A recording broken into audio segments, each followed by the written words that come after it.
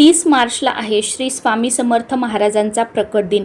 प्रकट दिनानिमित्त जर तुम्ही 7 दिवसांचं गुरुचरित्र पारायण केलेलं असेल तर 30 तारखेला तुम्हाला त्याची सांगता करावी लागणार आहे। शेवटच्या दिवशीचं जे काही वाचायचं राहिलेलं असेल 7व्या दिवशीचं ते सगळे अध्याय पूर्ण वाचून घ्यायचे। त्यानंतर ग्रंथ झाकून ठेवायचा आहे, ग्रंथाची पूजा करून घ्यायची, ग्रंथाची आरती करायची आणि ग्रंथाला नैवेद्यसुद्धा दाखवून घ्यायचा आहे। तुम्हाला जर एखादं जोडपं मिळालं तर त्या जोडप्याला जेव तुम्हाला या दिवशी घालायचं आहे। बाकी जोडपं वगैरे नाही मिळालं तर तुमच्या घराच्या आजूबाजूला एखादी गरीब व्यक्ती वगैरे किंवा तुमच्या घरात मावशी वगैरे येत असतील, त्या घेत असतील तर त्यांना तुम्हाला शिदा द्यायचा आहे। शिदा म्हणजे काय, तो कसा द्यावा याचा व्हिडिओ आपल्या चॅनलवर आहे, तो तुम्ही बघू शकता।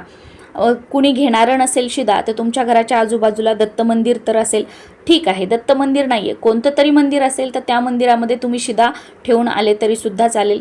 तिथले जे गुरुजी किंवा तिथे पूजा करणारे वगैरे जे असतात मग ते घेतील आणि तुमच्या शिद्याचा तिथे वापर होईल। हेही शक्य नसेल तर तुमच्या घराच्या आजूबाजूला केंद्र असेल किंवा दत्त महाराजांचं मंदिर असेल तिथे जाऊन तुम्ही यथाशक्ती दान करू शकता।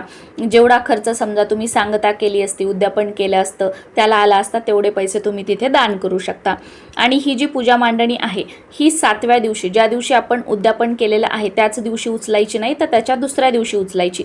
म्हणजे 7 दिवसांचं पारायण आणि 8व्या दिवशी ही पूजा मांडणी आपल्याला उचलायची आहे। पूजा मांडणी उचलताना सुरुवातीला तिथे दिवा लावायचा, इथे हळद कुंकू वगैरे सगळं अर्पण करून घ्यायचं। दूध साखरेचा किंवा नुसत्या साखरेचा, फळाचा काहीतरी नैवेद्य दाखवायचा आणि त्याच्यानंतर हा ग्रंथ, महाराजांचा फोटो, मूर्ती असेल ते सगळं तुम्हाला उचलून जिथल्या तिथे ठेवायचं आहे।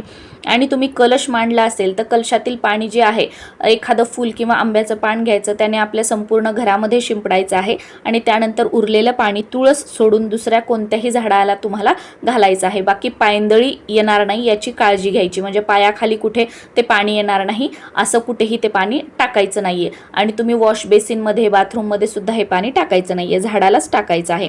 त्याच्यानंतर याच्यावरचं जे नारळ आहे ते तुम्ही फोडून खाऊ शकता किंवा तुम्ही तुमच्या घराच्या आजूबाजूला दत्त मंदिर वगैरे असेल तर तिथे नेऊन हे अर्पण करू शकता किंवा बरेच जण हे जे नारळ आहे ते आपल्या घराच्या मुख्य प्रवेशद्वाराला सुद्धा बांधतात, तर तुम्ही असंही करू शकता।